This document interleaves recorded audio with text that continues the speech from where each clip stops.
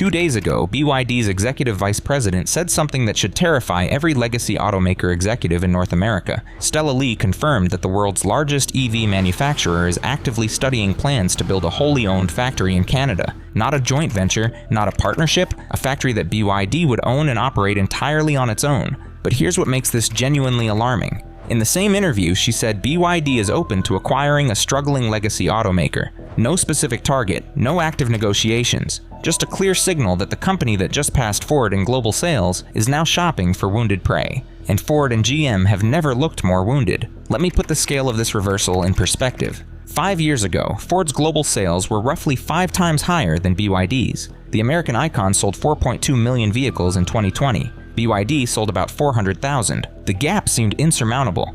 Ford had a century of manufacturing expertise, a global dealer network, and brand recognition that money couldn't buy. BYD was a Chinese company most Americans had never heard of, known primarily for making batteries and electric buses. In February 2026, the numbers came in. BYD sold 4.6 million vehicles in 2025. Ford sold 4.4 million. For the first time in history, the Chinese company outsold the American legend. That's not a statistical quirk. That's not a temporary blip. That's a complete inversion of the global automotive order happening in real time. BYD is now the 6th largest automaker on Earth. Ford dropped to 7th, and while Ford's sales fell 2% year over year, BYD's exports alone grew 145%. The company shipped over 1 million vehicles to 119 countries. Its target for 2026 is 1.3 million exports. The trajectory tells an even starker story. In 2015, Ford sold 6.6 million vehicles globally. 10 years later, that number dropped to 4.4 million.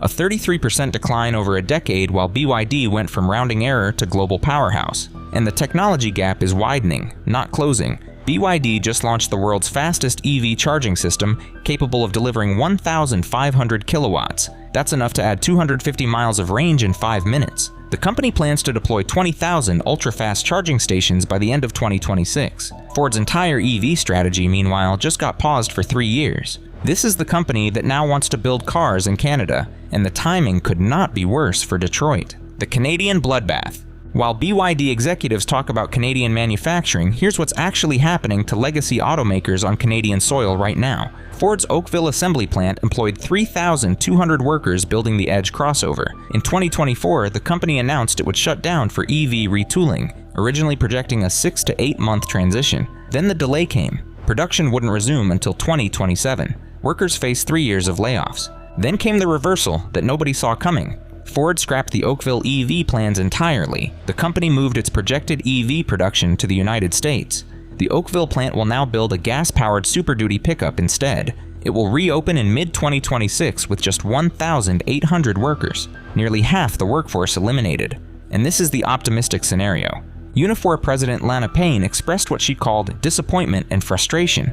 That's union leadership speak for absolute devastation. General Motors isn't faring any better. In January 2026, GM cut the 3rd shift at its Oshawa plant. Over 1,200 workers throughout the auto supply chain lost their jobs. The company cited forecasted demand and the evolving trade environment. Translation: we're scaling back because we don't see a future here. The CAMI plant in Ingersoll, which built electric delivery vans, ended production entirely. Another 1,200 jobs gone. The St. Catharines propulsion plant workforce has been steadily cut. And Stellantis has kept its Brampton facility idled since 2024, with 3,200 workers on indefinite layoff waiting for a restart date that keeps getting pushed back. Add it up. Thousands of Canadian auto workers losing jobs while the world's largest EV manufacturer announces it wants to build factories on the same soil. The contrast is almost too stark to believe. What BYD actually said. Stella Li gave the interview from Sao Paulo, Brazil, where BYD is investing $1.5 billion in a manufacturing complex. Her comments about Canada were deliberate and specific. BYD is studying the Canadian market for a potential manufacturing facility. No final decision has been made, but if the company proceeds, it would want to own and operate the factory outright. This is where it gets complicated. Prime Minister Mark Carney's government has been pushing Chinese automakers toward joint ventures with Canadian companies. The trade deal struck in January 2026. The one that dropped tariffs on 49,000 Chinese EVs from 100% to 6.1% came with an expectation that Chinese manufacturers would partner with Canadian businesses within 3 years. BYD isn't interested in that arrangement. Li was blunt. She said she doesn't think a joint venture will work. BYD prefers wholly owned facilities because they offer efficiency and control. The company's entire competitive advantage comes from vertical integration, from owning every piece of its supply chain, from mining lithium to manufacturing battery cells to assembling complete vehicles. A joint venture dilutes that control. BYD doesn't dilute. This creates a standoff. Canada wants investment tied to local partnership. BYD wants full ownership. The question is whether Ottawa will bend on its requirements to secure a factory that would represent one of the first wholly owned Chinese EV facilities in North America. And here's what makes this even more significant. BYD already has a physical footprint in Canada. The new market lesson. In 2019, BYD opened an electric bus assembly plant in Newmarket, Ontario. It was the company's first Canadian manufacturing facility, designed to supply the Toronto Transit Commission with zero-emission buses. Stella Lee herself spoke at the opening ceremony. The plant produced 10 buses for the TTC. Then it closed. The Globe and Mail investigated what went wrong. Quality issues plagued the operation. Parts supply chains failed to materialize. St. Albert, Alberta, bought 7 BYD buses starting in 2017. 3 required full battery replacements within 5 years. All 7 needed propulsion component replacements. Montreal's Transit Authority bought 4 BYD buses that were never put into service because the battery range proved insufficient. This is the cautionary tale that Canadian policymakers carry into any BYD negotiation. The company's first manufacturing venture in Canada ended poorly. Quality problems, supply chain failures, a shuttered facility. But that was 2019. BYD today is a fundamentally different company. In 2019, BYD sold about 460,000 vehicles globally. In 2025, it sold 4.6 million. The company has since opened factories in Brazil, Thailand, and Hungary. It's ramping up its first European passenger vehicle plant. It's evaluating a second facility in Turkey. It's one of 3 finalists bidding on the Nissan-Mercedes Compass plant in Mexico. The new market failure looks less like a fatal flaw and more like growing pains from a company that's grown up very fast. Which brings us to the part of Stella Lee's interview that should genuinely alarm Detroit: the acquisition bombshell. Lee confirmed that BYD is open to acquiring a legacy automaker. No specific target was named. No active negotiations are underway. But she explicitly stated that rivals in the US, Europe, and Japan face structural challenges for maintaining parallel combustion and EV portfolios. BYD's focus on pure electric and plug-in hybrid vehicles positions it differently. She emphasized that BYD will evaluate assets that strengthen its global competitiveness. Let that sink in for a moment. The company that just passed Ford in global sales is publicly signaling that it views struggling legacy automakers as potential acquisition targets. This isn't speculation from analysts. This is the executive vice president stating it on the record.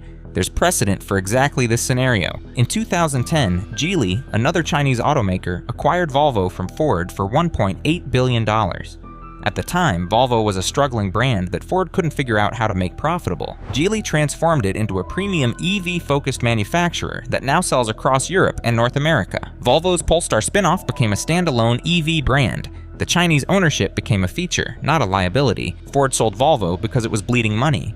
Geely bought Volvo because it saw potential that Ford couldn't execute against. 16 years later, the same dynamic is playing out across the industry. Legacy automakers are hemorrhaging cash trying to compete in both combustion and electric simultaneously. Some of them won't survive the transition. And BYD, sitting on dominant EV technology and massive manufacturing scale, is positioning itself as the buyer of last resort. BYD is already demonstrating this approach elsewhere. The company is one of 3 finalists bidding to acquire the Nissan-Mercedes Compass plant in Aguascalientes, Mexico. That's a 230,000 unit capacity facility with a trained workforce and established supply chains. Buying existing production is faster and cheaper than building new.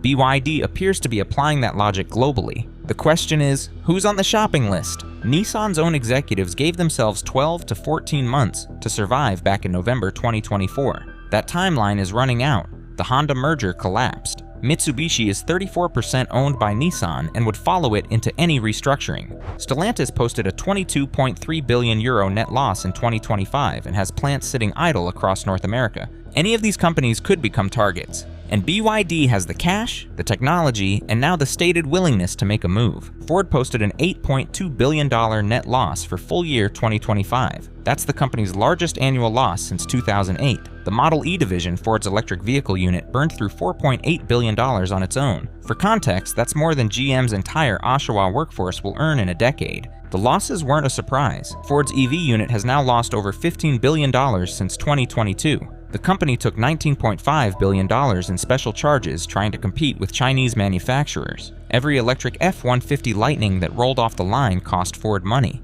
The company literally paid customers to take its EVs. On March 1, 2026, Ford announced 15,000 layoffs and the closure of 3 major North American assembly plants. The company halted further investment in new EV models for 3 years. CEO Elena Ramirez called it a necessary response to a challenging economic climate. But here's what the press release didn't say. Ford's global sales fell 33% over the past decade. In 2015, the company sold 6.6 million vehicles. In 2025, it sold 4.4 million. That's not a market correction, that's a structural decline. The profitable part of Ford, the Pro division that sells commercial trucks and Volkswagen vans, generated $6.8 billion in operating profit last year. That division is essentially subsidizing the rest of the company. When your commercial truck business is the only thing keeping the lights on, you're not competing with BYD. You're just trying to survive. Meanwhile, GM reported over $12 billion in pre-tax earnings for 2025, while simultaneously planning $6 billion in stock buybacks and dividend increases. The company is profitable. It's just choosing to return cash to shareholders rather than invest in Canadian operations.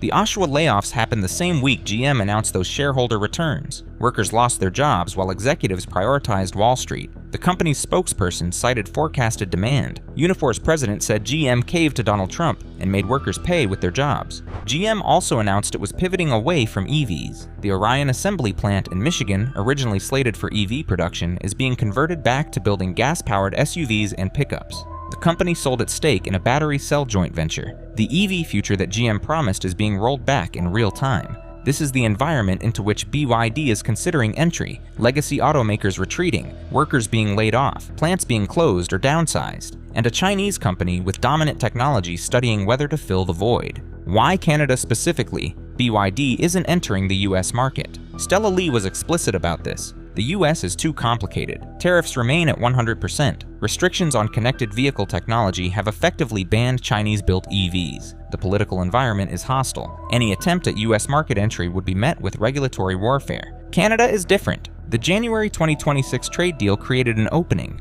Up to 49,000 Chinese EVs can enter Canada annually at a 6.1% tariff. By 2030, that number rises to 70,000. Half must be priced under 35,000 Canadian dollars. This is a market that actively wants affordable EVs and has signaled willingness to accept Chinese manufacturers. A Ledger poll found 61% of Canadians favor allowing more Chinese EVs into the market. Among people already considering an EV purchase, that number jumps to 70%. The demand exists.